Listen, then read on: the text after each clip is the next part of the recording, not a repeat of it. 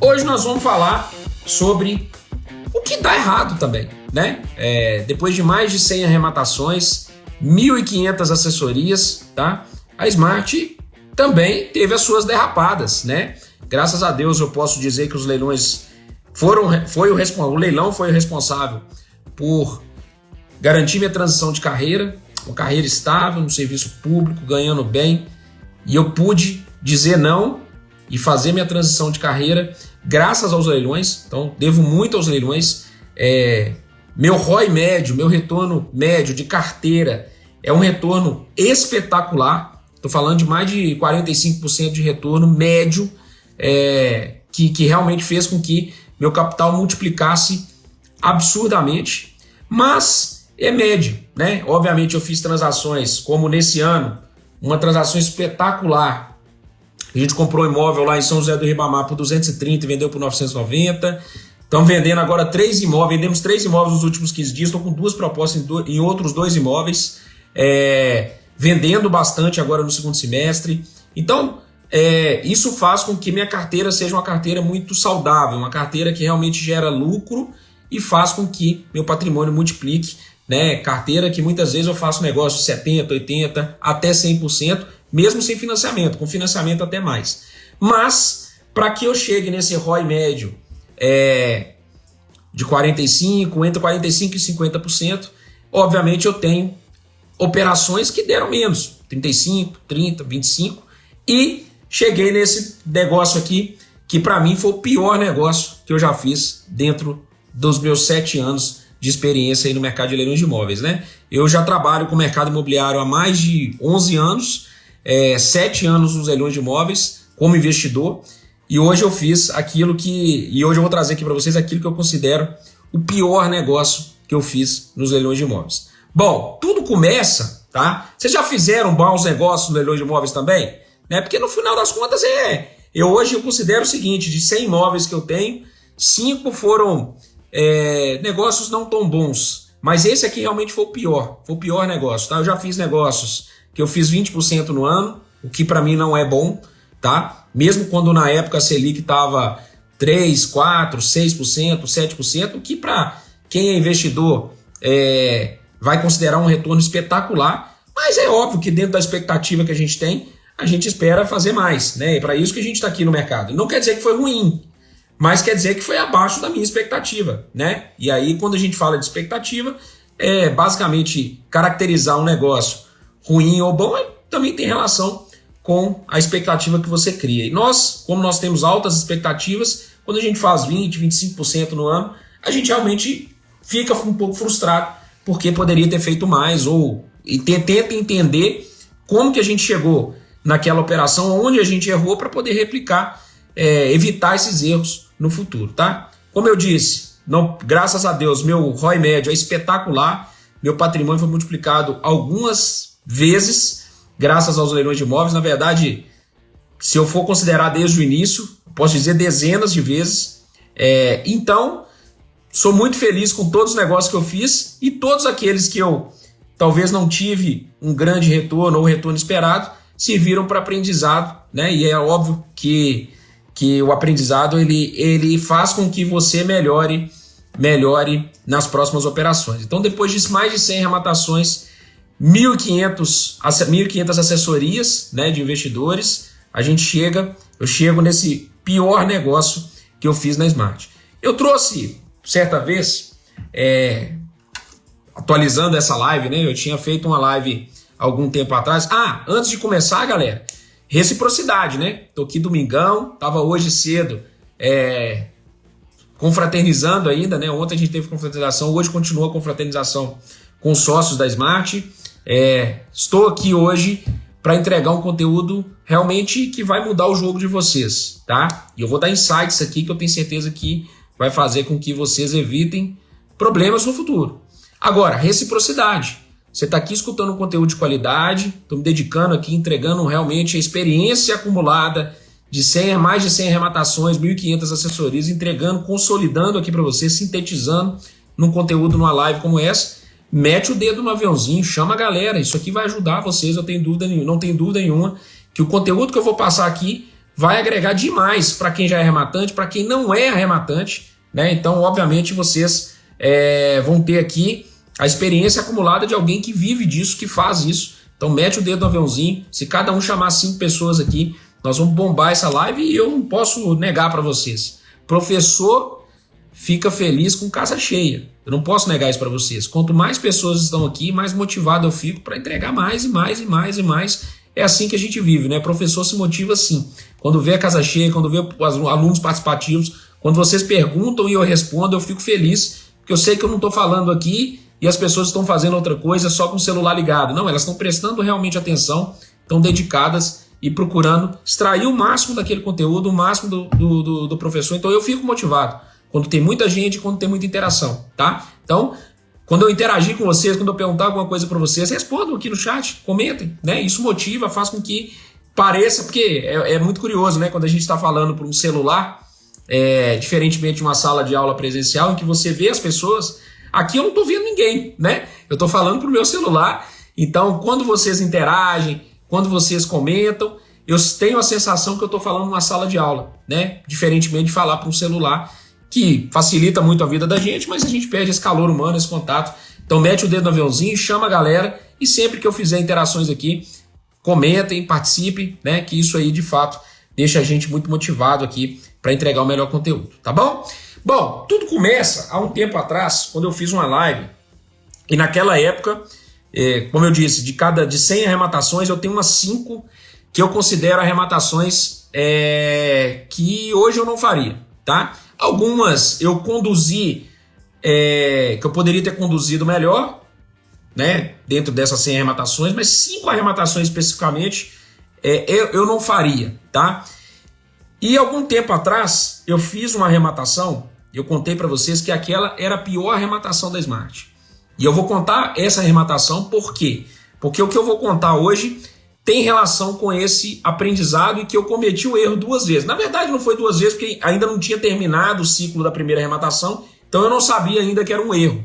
Mas hoje eu vou contar para vocês um erro que eu não cometo mais, tá? Vocês vão aprender na prática que existem imóveis que eles já se desenham como problemáticos muito antes de você arrematar. Então entender isso e evitar esses erros faz toda a diferença para vocês. Então, vamos recapitular essa live que eu fiz. A gente arrematou em 2021 um apartamento em Jacareí, tá? Foi um apartamento que um apartamento grande, de mais de 200 metros quadrados, tá? Um apartamento no centro de Jacareí, que é uma cidade de 300 mil habitantes, né? Uma cidade média já, né? Com bastante população. Então, centro de uma cidade média, com base, né, com potencial, cidade boa, né? Então, tudo que... quando você olha um imóvel desse, a gente fez uma arrematação por 386 mil, tá? Esse imóvel teve uma concorrência, a gente arrematou por 386 mil, um imóvel grande e que a gente acreditava que seria possível vender ali por uns 750 mil, tá? Então, na teoria, até uma boa arrematação. Só que depois que a gente arrematou, né, a gente teve 2 grandes problemas, tá? O primeiro, que a gente não tinha percebido que esse tipo de imóvel lá em Jacareí, ele já estava em decadência, né? Era um imóvel, um baita prédio, grande, né? Uma situação realmente que desenhava para uma venda realmente ali em 750 mil, mas a gente não tinha feito o trabalho de apurar ali no local ou conversar com alguém da região, que hoje a gente sempre faz, para tentar evitar o erro, não é nem para precificar. Eu não converso com ninguém da região para precificar imóvel. Quanto que vale, corretor, quanto que vale. Eu converso com alguém da região para evitar coisas gritantes, né? Então, tipo assim, esse bairro aí, ou esse imóvel aí tem um problema, ficou conhecido na cidade por XYZ, ou tem uma situação, um crime, tem uma cracolândia do lado do prédio, né, que muitas vezes a gente não consegue capturar ali no Google Street View. Sei lá, você pode evitar algum erro com uma simples conversa, não para precificar, mas para evitar algum erro. E esse imóvel ele tinha até o apelido de Pantera Cor-de-Rosa, e eu não sabia, né? Quando a gente comprou o imóvel lá, a gente nem sabia que ele tinha essa descrição. Fora isso, a gente ainda não avaliou, por exemplo, que o executado era um contrato de compra e venda que tinha sido destratado, gerou uma execução e foi penhorado esse imóvel. E o executado, né, com a morte ali do executado, quem estava respondendo ali pelo processo era o inventariante, que era um filho do executado e que não tinha mais nenhum bem, na verdade não tinha mais nenhum bem do espólio para responder pela dívida. Então, na prática, a gente sabe que os herdeiros eles respondem pela dívida até o quinhão ali até o limite do patrimônio, e o executado, o ocupante, né, que era o filho ou neto, se não me engano, ele não tinha nenhuma intenção ou nenhum incentivo para sair do imóvel. Inclusive, até me surpreendeu que ele não levou esses recursos até o STJ, tentando postergar ao máximo a posse. Então, o que aconteceu? Ele postergou, recorreu, pediu reconsideração, agravou. A gente ficou 1 ano para tomar posse desse imóvel.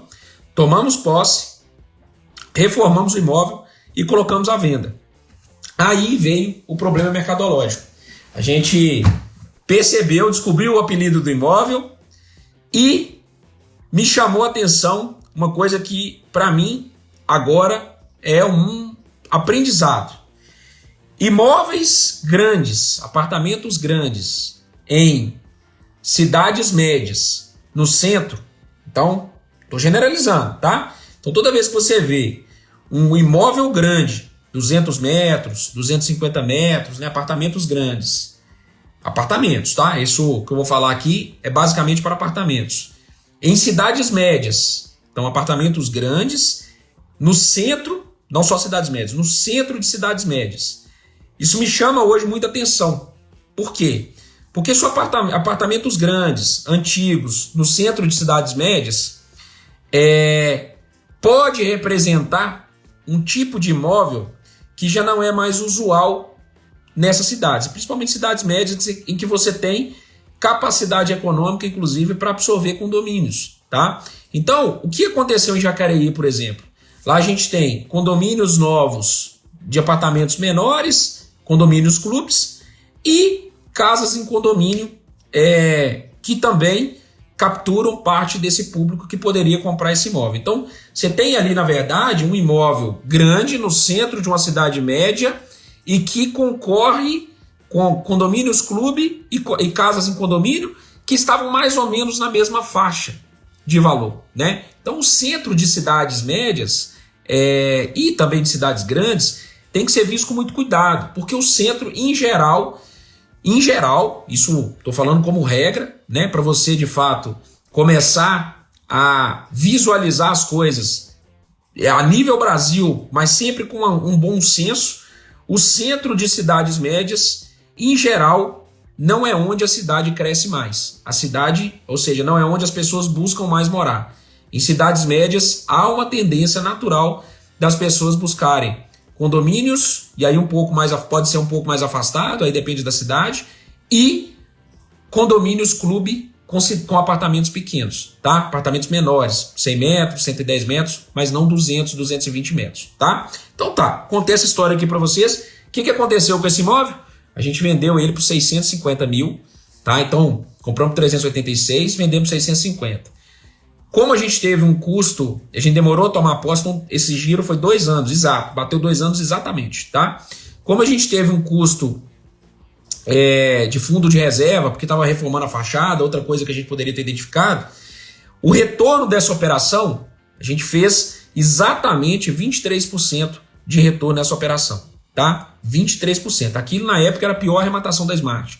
23%, só que em 2 anos. Só que era numa época de Selic a 6%, 7%, 6%, tá? Então, na verdade, em 2 anos a Selic tinha dado 12%, a gente fez 23%.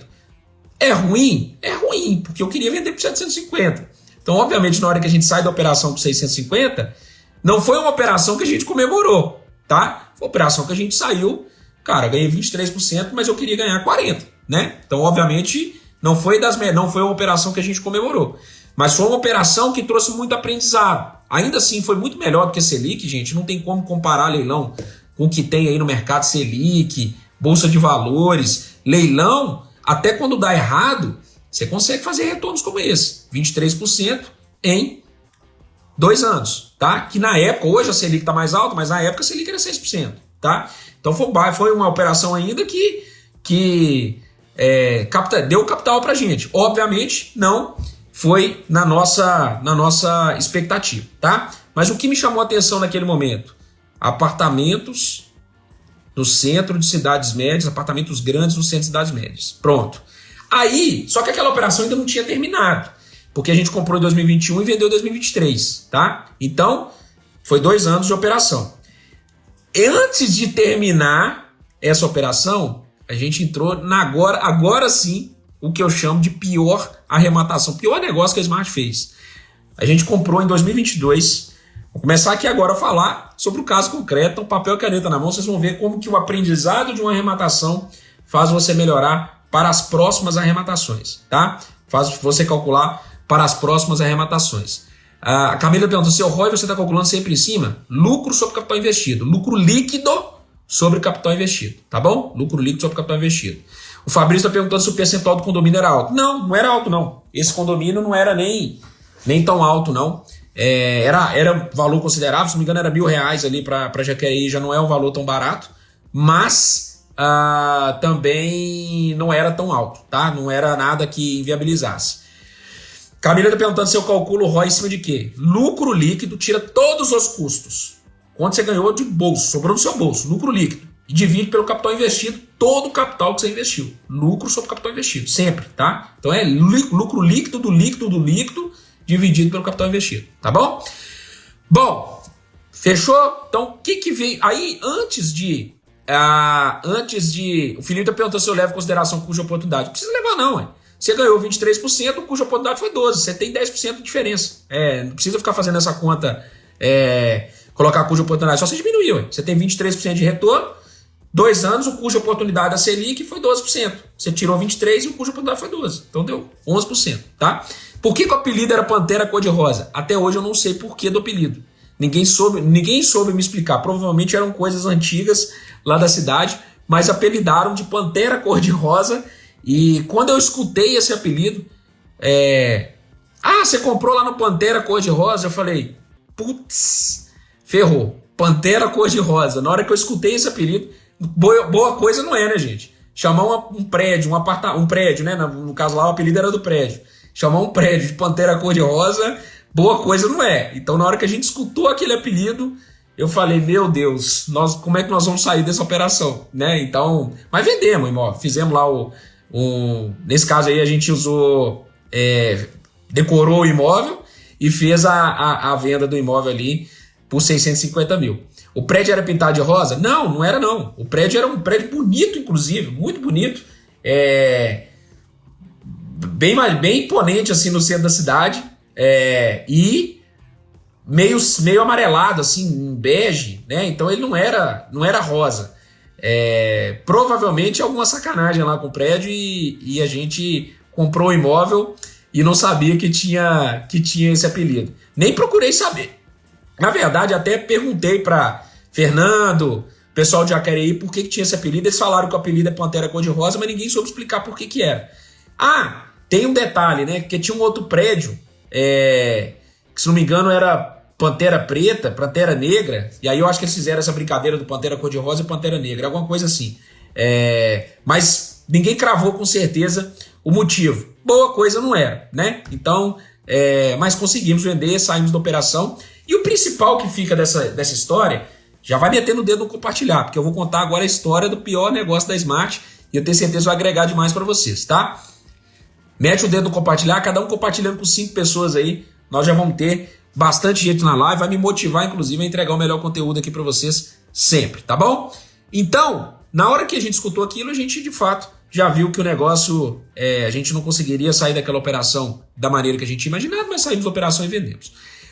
Aí, antes de vender esse imóvel, que foi vendido a gente comprou em junho de 2021, foi vendido em maio de 2023, tá? A gente comprou um imóvel em 2022, numa cidade, todo mundo conhece, do Rio Grande do Sul, chamada Pelotas, tá? Quem comprou esse imóvel? A Smart, o Léo Mota e o Márcio Mequelus. Não sei se eles estão aqui na live, se eles estiverem aqui na live, o Márcio Mequelus está aqui na live, ó. Márcio Mequelúcio, o Léo tá aqui na área também, ó. A gente comprou esse imóvel lá em Pelotas, tá? Então, quando a gente comprou esse imóvel, e depois me veio à memória esse imóvel lá de Jacareí. Cidade de 300 mil habitantes. Pelotas, inclusive, deixa eu ver aqui qual a população de Pelotas. Se não me engano, tem mais ou menos, é do mesmo tamanho de Jacareí. Quer ver, ó, Pelotas.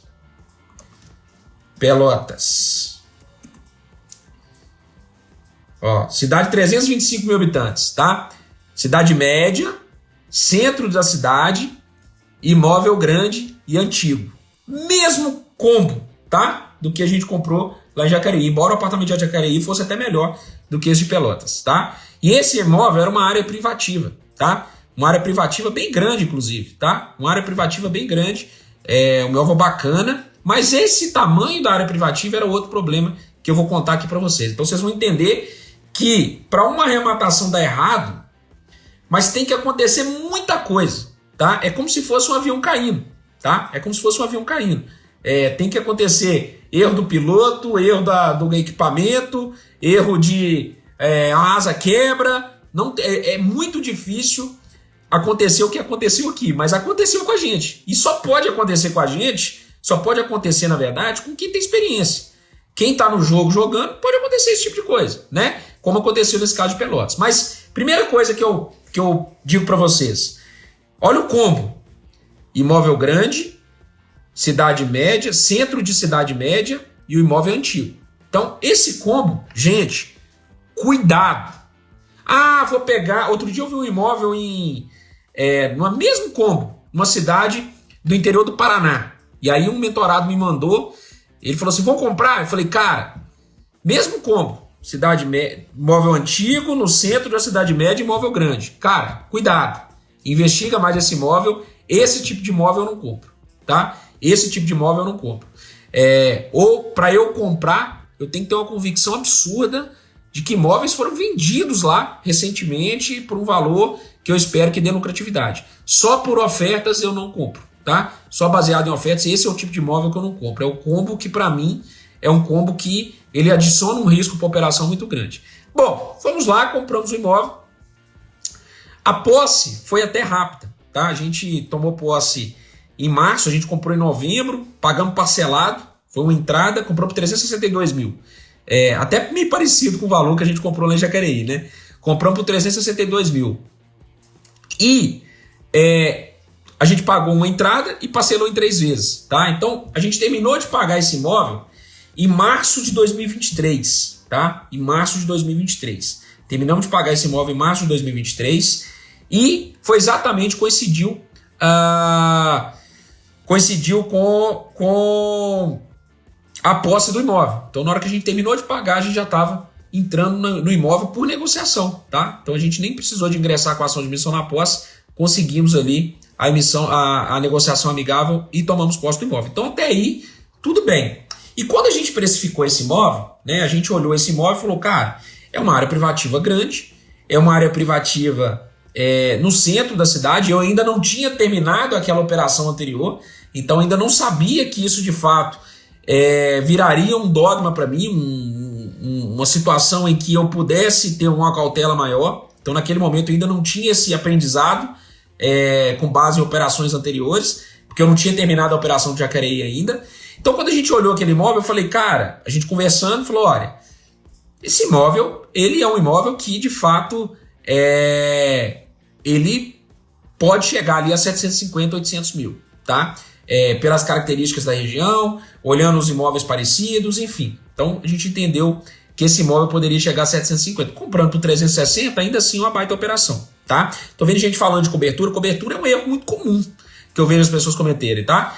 Pega lá o valor do metro quadrado, dobra, multiplica pela área construída e acha que achou o valor do metro quadrado do valor do imóvel, do duplex, da cobertura. Não é bem assim, tá? Cobertura vale em torno de 30%, 40%, a 50% mais do que o apartamento tipo, não mais do que isso, tá? Então nunca faça essa dobra do valor do apartamento tipo, porque vai dar ruim. Você vai, de fato, entrar numa operação que a saída você não vai conseguir sair naquele valor que você tinha calculado, tá? Bom, aí compramos o imóvel, tinha feito esse cálculo, começamos a operação.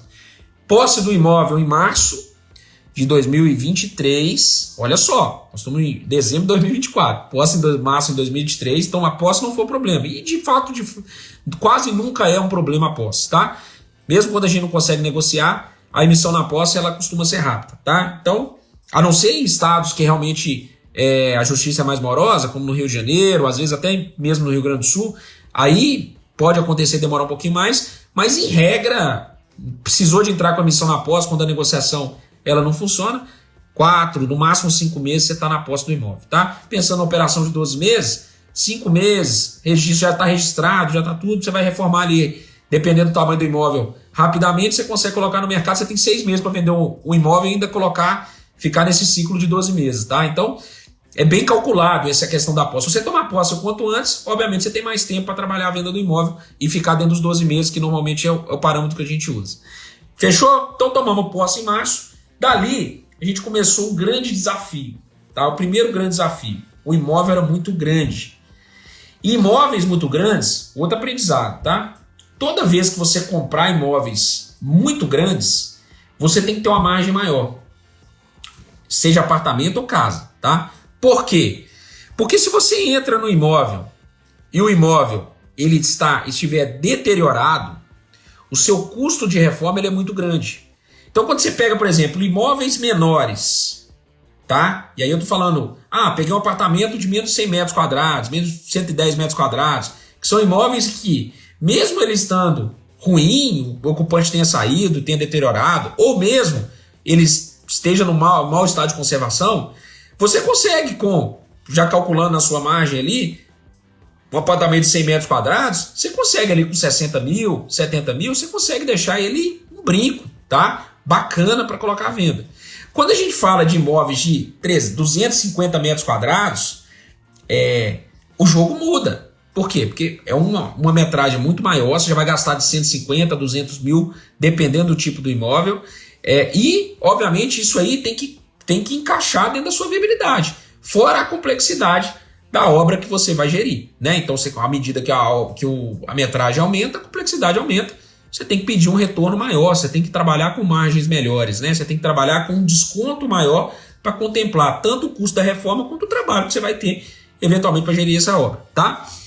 Mesmo contratando outras pessoas, você está envolvido na operação, você tem aquele esforço mental de acompanhar até mesmo o profissional que você vai contratar. Contratei um engenheiro, um arquiteto para poder fazer essa obra para mim. Ok, mas você vai ter que acompanhar para ver se de fato aquilo está caminhando da maneira que você pensou. Então, bom, vamos resumir o que eu falei.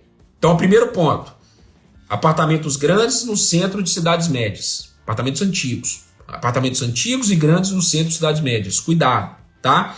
Aqui eu não tive o cuidado. Então, a gente avaliou em 800 mil, 360 mil, tinha estimado mais ou menos ali uns 120 mil de reforma, tá? Então a gente fecharia o nosso custo em 480, mais os custos de documentação, ITBI e tal, 500 e pouco para vender por 800. Então esse imóvel aí, ele daria 40%, né, de retorno líquido ali, tá? Então beleza, só que a obra era grande. Com a obra grande, meu tempo já não seria 40% em um ano, seria 40% em um ano e meio. Já não era uma operação tão boa assim. E além disso, adicionou a esse tempero todo o fato de ser um imóvel grande no centro de uma cidade média que provavelmente não teria uma liquidez tão grande e nem teria, talvez nem alcançaria esse valor de mercado de 800 mil. Então, olha como é que achatou.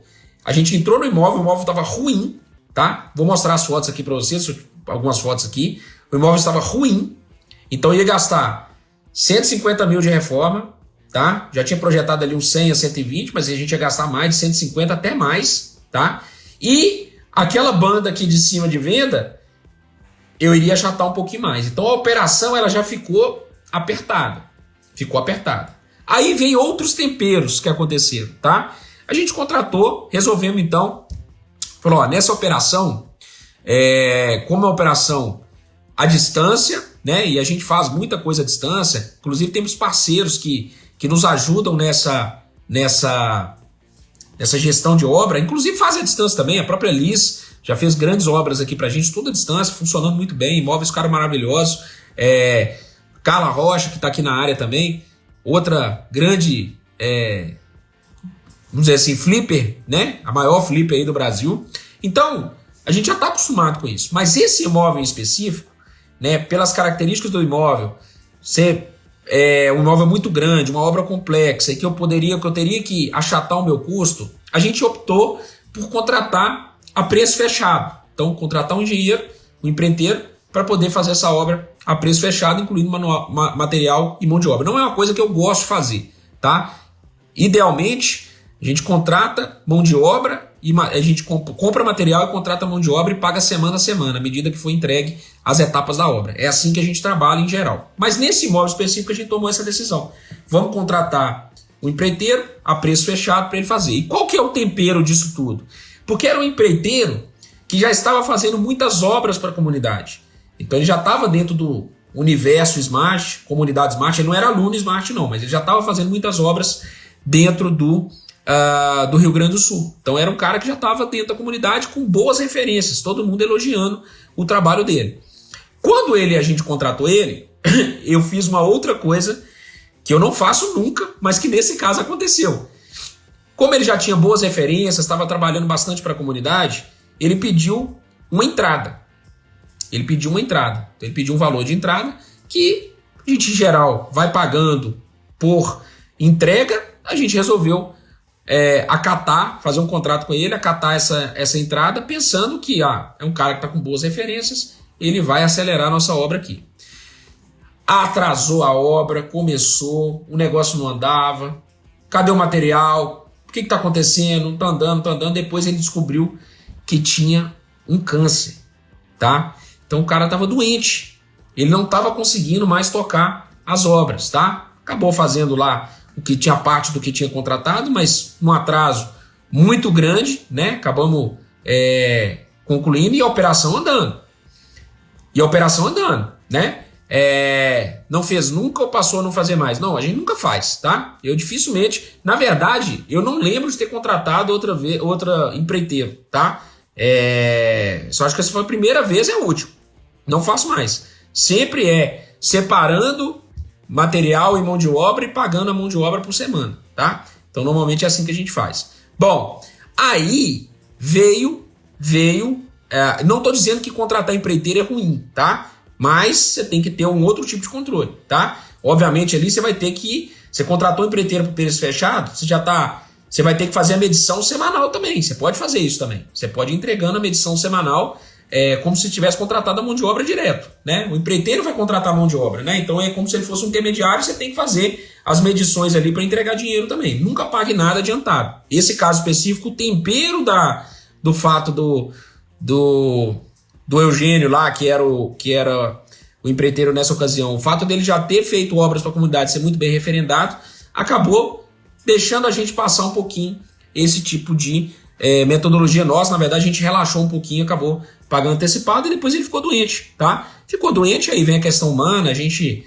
ele acabou até entregando a parte do que ele tinha contratado, mas foi numa lentidão muito grande, obviamente fazia todo sentido, né? O cara estava doente, mas o pior de tudo foi o tempo. Então, olha só, a gente tomou posse em março, isso foi se arrastando, e nada, e agora a gente começa com outro, ou espera ele entregar o trabalho, mas pô, a gente já entregou uma grana preta para ele, tinha entregado 80 mil para ele, vamos esperar ele entregar o serviço, né, que ele tinha contratado. Não, vamos contratar um outro e abandona os 80 mil, tenta cobrar dele para ele restituir, não sei. A gente ficou nessa dúvida, né, o que a gente faz? E o tempo foi passando. Quando ele entrega parte da obra, a gente decide partir para a contratação de outra pessoa. Falou, então daqui para frente a gente vai contratar agora, vamos fazer com mão de obra própria. O Leandro Bonafé, que é um engenheiro da comunidade, ficou de nos ajudar. Ele tinha um apartamento lá também, que ele estava fazendo as contratações. Pô, vamos gerenciar essa obra junto e vamos tirar esse imóvel do papel. Beleza. Passou tanto tempo que aconteceu o pior. Abril de 2024. Enchentes. Esse imóvel, ele não chegou a ser afetado diretamente, mas muito próximo do imóvel, totalmente afetado. O mercado de Pelotas ficou bem afetado também, né? Ali na Lagoa dos Patos, né? Inundou ali para Pelotas. Então foi uma situação que começou, olha só, começou Preço fechado também, obra preço fechado é mais caro, óbvio. O empreiteiro ele sempre coloca uma margem ali para os imprevistos dele. Então ele coloca uma margem que nem sabe se vai acontecer os imprevistos, mas ele já coloca ali dentro da contratação, tá? Então sempre fica um pouco mais caro também. Aconteceu o pior, as enchentes do Rio Grande do Sul. Então um imóvel grande, no centro da cidade, antigo, com a reforma já atrasando e com a enchente ainda atrapalhando o mercado. Pronto, tudo acontecendo naquele momento. E eu esqueci de contar ainda uma outra história, mas que eu não queria que vocês ficassem receosos com isso, porque isso é exceção, tá? Esse imóvel ele foi arrematado da Engeia, tá? A Engeia é uma empresa, né, de gestora de ativos e que ficou responsável por imóveis que eram originários lá da Caixa Econômica Federal, muitos imóveis que estavam sem documentação, né, com alguns problemas, eles migraram para a Engeia fazer a gestão, tá? Então a Engeia fazia a gestão desse imóvel especificamente também. Quando a gente comprou, o edital da Engeia, ele falava que a Engeia seria responsável pelos débitos de condomínio e IPTU anteriores à arrematação. Tradicional, de venda direta, né, com o banco assumindo os débitos anteriores. Só que, por algum motivo, era também época de eleição, mudança de cenário, né? Então, foi final de 2022, mudança de governo, sai o Bolsonaro, entra o Lula, né? Talvez isso também, a questão da gestão ali, talvez as informações não tenham sido passadas de forma adequada, não sei o motivo, tá? O fato é que quando a gente mandou para a Engeia pagar a dívida, a Engeia contestou a nossa compra. Como pode um imóvel que tem mais de 450 mil de dívida ter sido vendido pela Engeia para vocês por 362? Não paga nem as dívidas, né? Então a Engeia recebeu 362 e a dívida era 450 mil.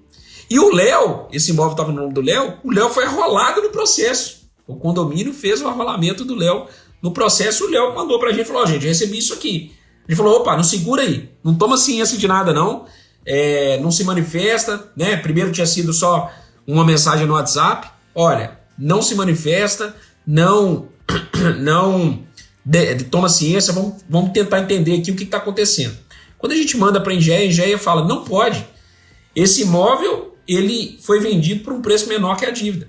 Na teoria, então, pelo que me faz entender, é que eles queriam vender por um valor que suprisse pelo menos as dívidas, né? Para que, obviamente, a Engeia recebesse o dinheiro e pagasse as dívidas. Obviamente, abrindo mão do imóvel, né? Porque, de fato, se eles recebem o dinheiro e pagam as dívidas, é como se eles não tivessem recebido nada ali pelo imóvel, considerando as dívidas que ele tinha. Se quisesse receber algo pela dívida, teria que somar o valor da venda com o valor das dívidas, tá? Então, olha só o imbróglio, gente. Vocês estão entendendo?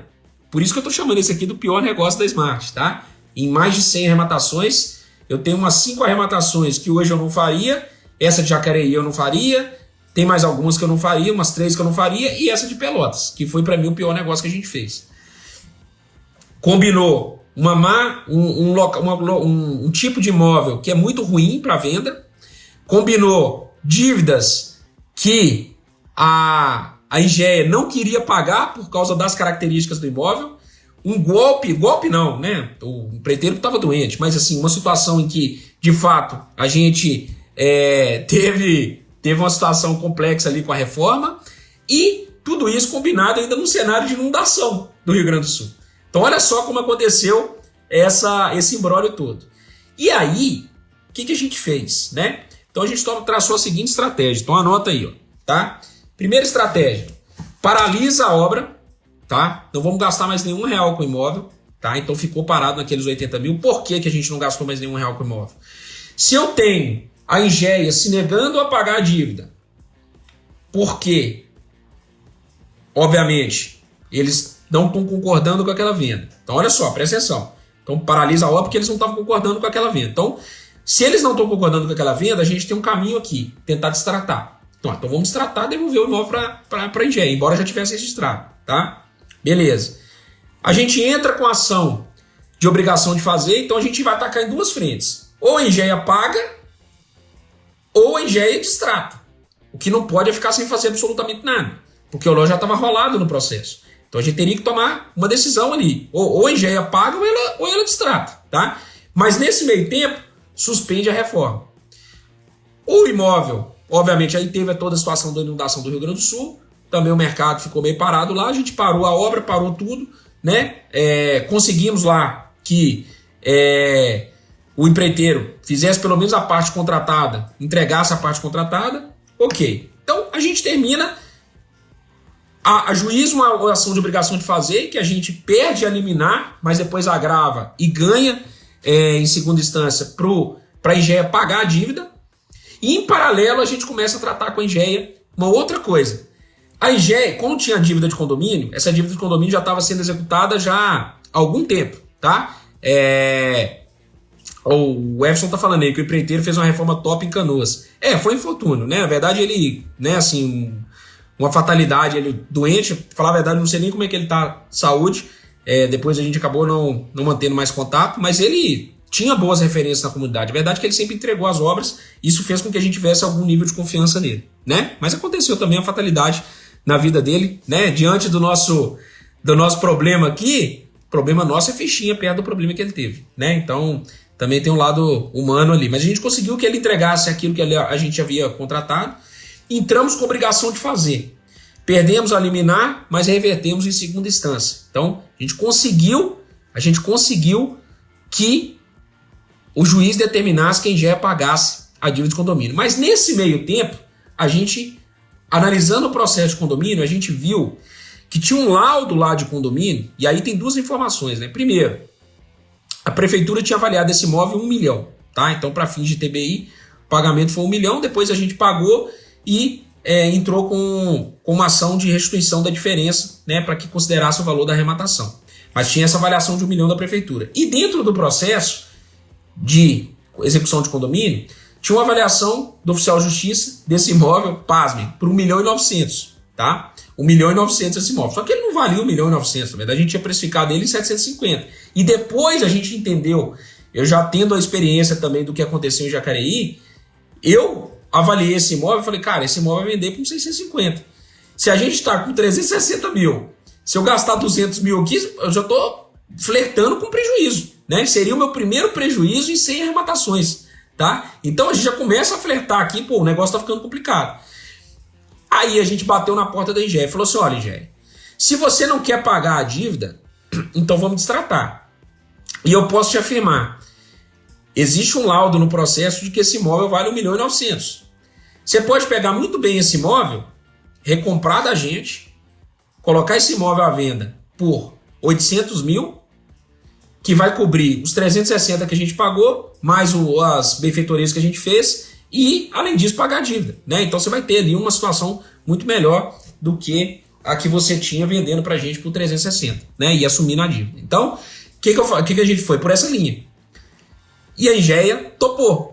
Ela falou, não, então tá bom, então vamos destratar. Aí começou o embrólio do que haveria de estorno. Aí a Engeia querendo devolver o valor principal da arrematação e a gente querendo que devolvesse tudo. Todos os gastos com a transferência. Já que a Engeia não estava cumprindo, e aí eu tinha uma decisão aqui na mão, falando assim, olha, ou você paga e eu vou dar continuidade no processo, vou forçar o juiz a intimar vocês para que vocês cumpram isso, ou vocês pagam, ou a gente destrata. Não tem opção de vocês levarem isso por mais tempo. E a Engeia optou por um distrato. A gente conseguiu na negociação que a Engeia pagasse todos, tanto o lance, despesas de cartorárias para aquisição do imóvel, ITBI, emolumentos, e também a obra que a gente tinha gasto, os 80 mil que a gente tinha gasto, e que o Eugênio entregou lá depois de algum tempo, e a gente conseguiu reaver isso. Então, recebemos o PIX, parte do PIX, né? A outra parte vai ser agora na escritura de extrato. A gente recebeu na primeira,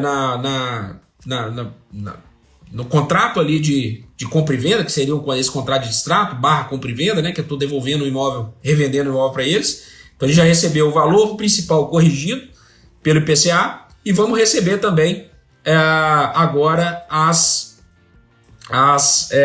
todas as benfeitorias, tudo que a gente pagou na questão do imóvel e também os condomínios que a gente pagou, porque a gente chegou a pagar alguns condomínios, não os atrasados, mas os condomínios após a aquisição. Então, saímos dessa operação que estava se desenhando uma operação que era para ficar no 0 a 0 ou até no prejuízo, que seria o meu primeiro prejuízo em mais de 100 arrematações, tá? E o que ficou de lição dessa arrematação? Primeiro, anotem aí. Primeiro, vocês, toda vez que vocês forem comprar imóveis grandes, antigos e no centro de cidades médias, tomem cuidado, tá? Tomem cuidado. Toda vez que vocês forem comprar imóveis grandes, antigos e no centro de cidades médias, tomem cuidado. Foram 2 operações que aconteceram isso. Uma, o preço caiu demais, aquilo que a gente tinha projetado, fizemos lá 22% em 2 anos, numa época que Selic era 6, ainda conseguimos ter algum lucro ali na operação, mas essa operação aqui já seria uma operação muito mais difícil de sair com no mínimo 0 a 0, tá? No mínimo de 0 a 0. Recebemos corrigido? Recebemos já o valor do lance corrigido. Agora o restante eles vão pagar no distrato, tá? Mas recebemos corrigido pelo PCA. A Lili já colocou apartamento grande, antigo, no centro de cidade média, tá? Então essas cidades de 300, 400 mil habitantes, aqueles apartamentos muito grandes no centro dessas cidades, apartamentos antigos, muito cuidado. Foram 2 operações que a gente fez e que eu não faço mais, tá? Eu não faço mais. Não, casa é outra lógica, tá? Casa é outra lógica. Embora também tenha que tomar cuidado, porque podem ter casas, a gente tem que tomar muito cuidado com casas em condomínio, podem ter casas mais modernas, mais ou menos no mesmo preço que você vai concorrer também. Então tem que ter cuidado com o caso, mas o apartamento, para mim, ele é pior ainda. O apartamento, quando você pega um produto, porque o apartamento você não tem nem o que fazer. Você não tem o que fazer no apartamento. Por isso que eu não gosto de arrematar apartamento. Por isso que eu gosto de arrematar mais casa. Porque casa, você tem saída. Você mexe na fachada, você faz uma área gourmet no fundo, você consegue manusear, você consegue melhorar o produto, né, em vários aspectos, né? O apartamento você não tem o que fazer. Se você pegou um produto ruim, você não consegue vender. Você vai sair, você vai ter problemas, você vai ter... Não tem como sair da operação. É aquilo ali. Você vai ter que baixar o preço. O apartamento só vai jogar o preço para baixo, né? Então, esse é um ponto que é preciso ter muito cuidado, tá? É preciso ter muito cuidado nesse tipo de imóvel, tá? E esse imóvel aí me trouxe essa grande lição, né? Você olha para aquele imóvel e fala, não tem como sair dessa operação com lucro, né? Diferentemente do Jacareí, que a gente conseguiu sair com lucro porque o apartamento era melhor. Mas esse imóvel aqui de Pelotas, a gente olhando aquele imóvel falou, cara, esse imóvel não tem como sair. Depois que a gente viu que ele estava detonado, então, primeira lição, apartamento grande no centro de cidade média, apartamento antigo, grande no centro de cidade média. Segunda lição, quando você tem um imóvel muito grande, não trabalhe com deságios pequenos. 40%. Não, o deságio tem que ser maior. Porque se você chegar no imóvel, e a situação do imóvel estiver pior do que o que você planejou, o custo que você vai ter com a reforma, ele vai achatar a sua operação, tá? Então você tem que trabalhar com imóvel. Quanto maior o imóvel, maior tem que ser o deságio em relação ao que você precificou. Precifiquei 1 milhão. Se o imóvel é pequeno, por exemplo, vou te dar um exemplo. O imóvel do Cambuci. O imóvel do Cambuci. Se o imóvel é pequeno, eu posso comprar ele aqui com 500 mil, 550, até 600 mil, 550 aqui, talvez nessa faixa, porque minha reforma vai ficar no máximo em 100 mil, 70 mil, 60 mil. Não vai passar disso. Então eu vou ter uma operação ainda que vai me dar 40%. Agora, se eu estou num imóvel muito grande e eu pego pelos mesmos 500 mil achando que ele vale 1 milhão, se eu entro no imóvel e a reforma é muito grande, eu tenho um achatamento aqui da minha operação e ela começa a ficar com risco desnecessário, tá? Então isso que é importante, é isso que vocês têm que ter em mente. O Luiz está falando que acredita que o house flip e apartamento salvam. Eu só faço isso e tenho sucesso. Não, eu também faço house flip. Não estou dizendo que eu não faço, não, tá? Todo imóvel, todo apartamento que eu pego, eu faço house flip. Eu reformo, eu troco piso, eu coloco marcenaria, o imóvel fica top. Só que o apartamento, você tem menos elementos para mexer. Você só mexe o quê? Piso, coloca a marcenaria, pinta a parede, né? Mesmo que você mexa o apartamento inteiro, você já não tem, você não tem o elemento fachada, por exemplo, para mexer, você não tem o elemento área de lazer para mexer. Por quê? Porque isso está na área comum do prédio, você não tem como mexer nisso. Então, você tem menos elementos para poder sair da operação. Nas casas, você tem mais elementos para poder melhorar o seu produto, né? Então você pode, por exemplo, você na casa, você pode mexer na fachada. Eu posso pegar uma casa Ó, a casa não tá legal, eu vou investir um pouco mais aqui, vou reposicionar com a fachada e vou colocar uma área de lazer no fundo. Você mexeu no imóvel, você criou um outro produto. No apartamento você não tem o que fazer. Você só tem piso, marcenaria, vai mexer banheiro, cozinha, tal, beleza, é um baita, vai virar um bom produto, mas você não tem como mexer em fachada, você não tem como mexer em área comum, você não tem como mexer em área gourmet. Essa que é a questão que mexe muito nos apartamentos e nas casas. Deixa eu mostrar a imagem aqui do apartamento para vocês verem, que eu acho que já vai dar essa noção para vocês aí, tá? Pera aí. Deixa eu pegar aqui para você ver como é que era o imóvel, tá? Aqui. Ó, o imóvel era esse aqui, era uma área privativa, tá? Inclusive. Beleza? Deixa eu virar aqui. Ó, esse imóvel aí, ó. Esse era o imóvel. Centro de Pelotas, tá? Centro de Pelotas.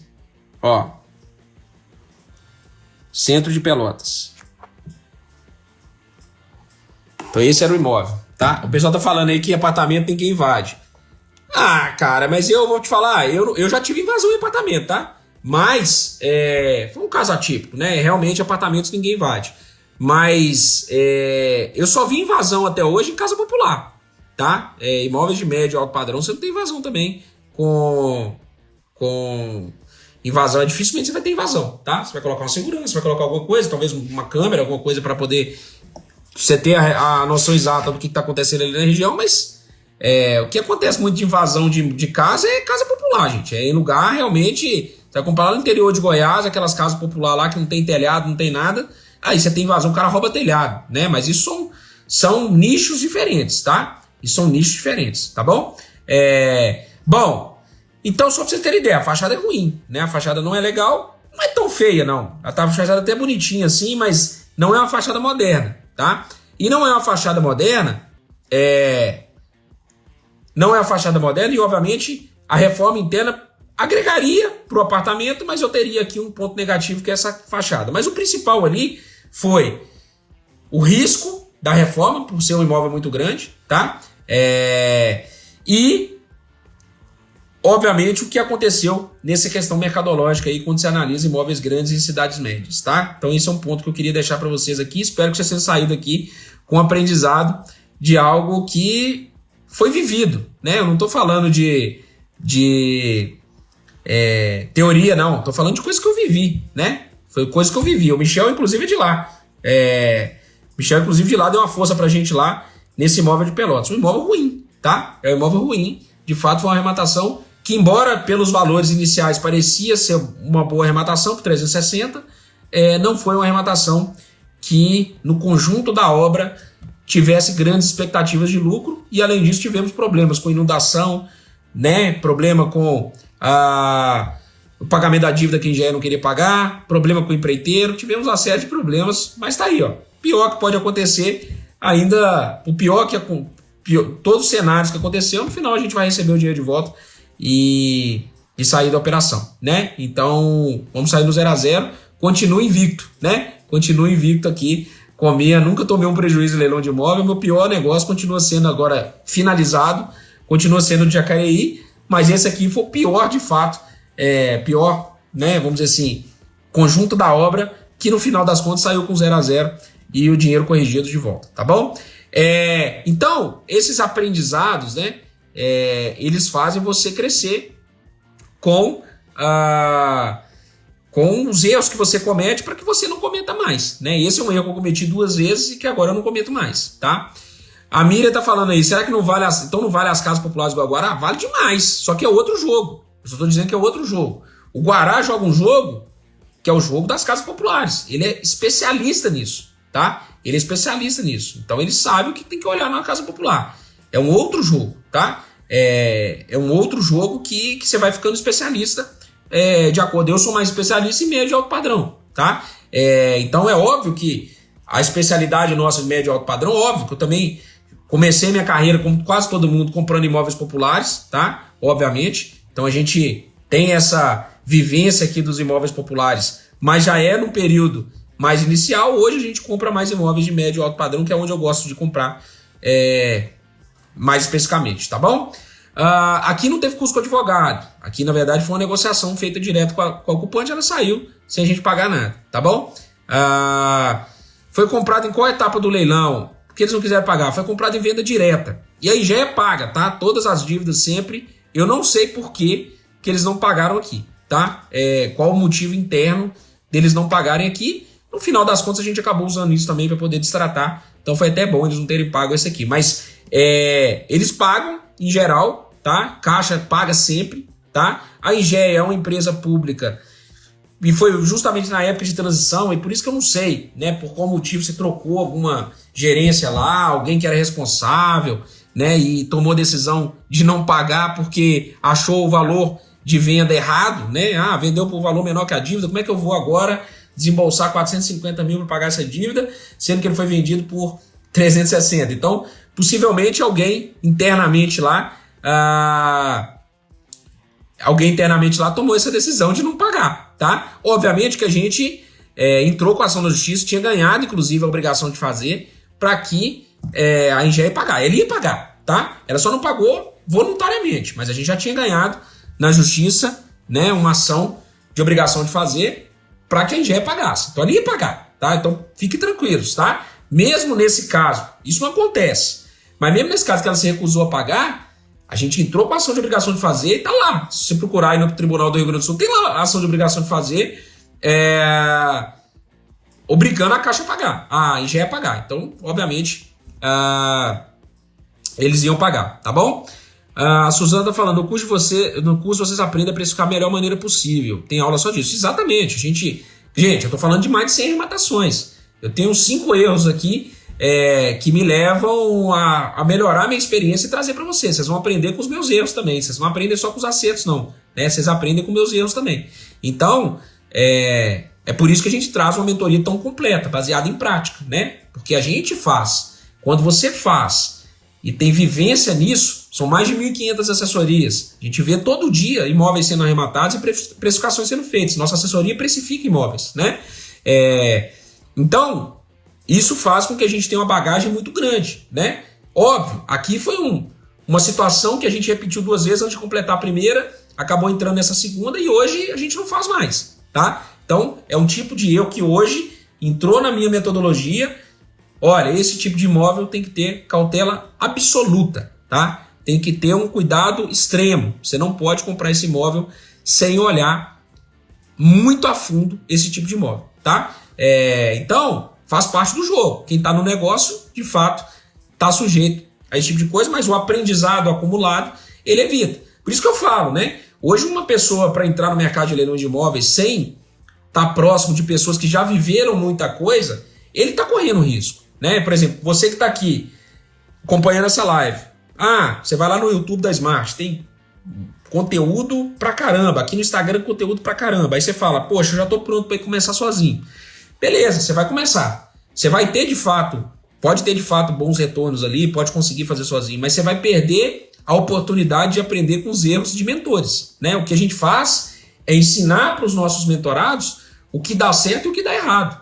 E o que dá errado não é teoria, é o que a gente fez de errado que traz para vocês. Essa é a grande diferença de você aprender com quem faz.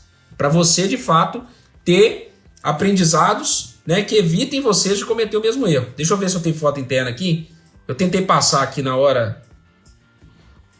Eu tô só com a foto externa aqui. Porque meu celular, de vez em quando, eu tenho que limpar a memória.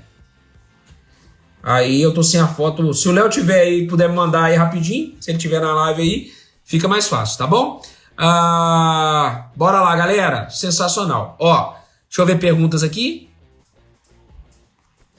Essa lógica se aplica à praia também? Sim, na verdade, não tô dizendo para não comprar, tá? Não tô dizendo para não comprar imóveis assim. Eu tô dizendo que você tem que ter um pouco mais de cuidado. Você não pode comprar esses imóveis sem aprofundar muito, mas muito, qual o real valor de imóvel do mercado, tá? Então esse tipo de imóvel hoje, se alguém me chamar para comprar um imóvel, se alguém me chamar para comprar um imóvel grande, no centro de cidade média, eu vou investigar até o fio de cabelo de quanto que vendeu esses imóveis nos últimos anos. Eu não vou entrar nesse negócio sem fazer uma investigação profunda. E isso que muda no final das contas. Não estou dizendo para não comprar, pode ter bons negócios. Por exemplo, se esse imóvel que tivesse a 250 mil, poderia ser um bom negócio. Não estou dizendo para não comprar. Tudo é preço. Você pagando barato, você obviamente vai ter margem para sair lá na frente com preço baixo. Todo imóvel vende, se tiver no preço certo, né? Você colocar no preço certo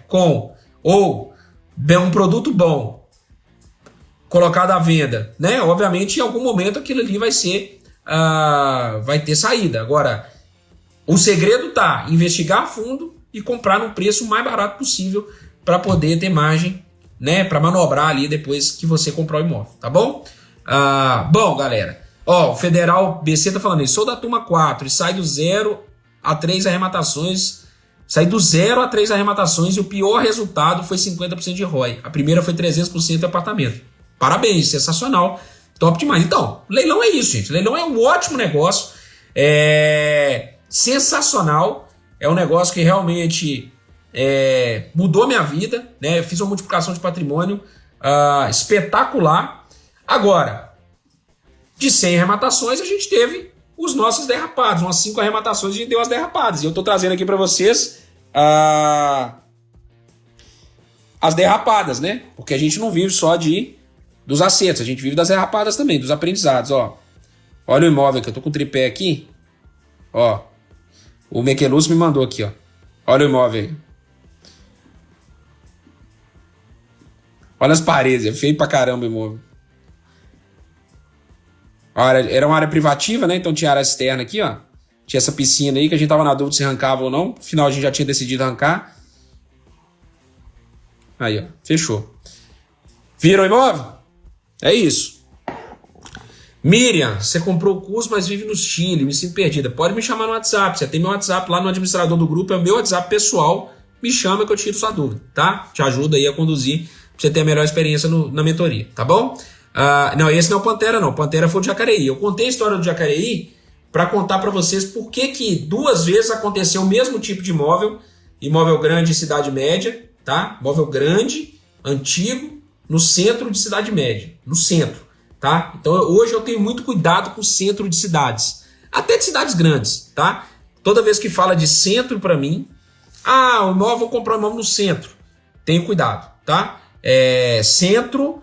Aí o imóvel é muito grande, o imóvel já está desatualizado, o imóvel já tem produtos melhores naquela região, que vão dificultar a liquidez do imóvel. Então, centro já me chama atenção. Centro de cidade média, em geral, já está deteriorado. Centro de cidade média, apartamento grande, aí, cara, você já começa a entrar num nível de risco, você tem que pagar muito barato. Se você não pagar barato, dificilmente você vai sair da operação com um bom lucro, tá bom? Então eu fiz 2 vezes esse erro e hoje eu não faço mais, tá? Hoje eu não cometo esse erro mais, fechou? Espero que vocês tenham gostado, espero que vocês tenham aprendido aqui, saído dessa live com mais conhecimento. A gente vai falar mais coisas, né? Vai ter conteúdos de primeira também no Experience, tá? Então vocês que quiserem participar, estarem juntos dos maiores arrematantes do país, Cala Rocha, Fernando, Guaraci, enfim, tá junto dos maiores arrematantes, fora a comunidade Smart espetacular, com mais de 3 mil imóveis arrematados esse ano, 400 milhões de arrematação. Vocês vão ter oportunidade no Smart Experience, presencial aqui em BH, 7, 8 e 9 de fevereiro. Digita aqui, ó, Experience, garanta o seu ingresso, provavelmente a gente vai ter virada de lote já na semana que vem, do lote 3 para o lote 4, já temos mais de quase 600 pessoas confirmadas, expectativa é que a gente tenha 1.000 pessoas aqui no Smart Experience, e aí vai ser um evento realmente para mudar a vida de pessoas, tá bom? Então, digita aqui, ó, Experience, garanta o seu ingresso antes da virada de lote, esteja aqui conosco em fevereiro e nós vamos juntos construir um 2025 com muito resultado, com muita, tenho certeza, com muita transformação, várias pessoas vão mudar de vida. 2025 promete ser um ano maravilhoso, como eu já falei para vocês, o melhor ano desde que eu tô nos leilões de imóveis, desde 2017, para mim, tem tudo para ser o melhor ano da história, tá? Então, bora para cima, galera, bora juntos, Experience aqui, e obrigado aí, espero que vocês tenham aprendido alguma coisa aqui na live. Meu esforço, meu objetivo, sempre quando eu abro uma live aqui, é valorizar o tempo de vocês, que vocês saiam daqui com aprendizados que realmente façam diferença na vida de vocês, tá bom? Valeu, galera, tamo junto, domingo que vem tem mais, um abraço, valeu!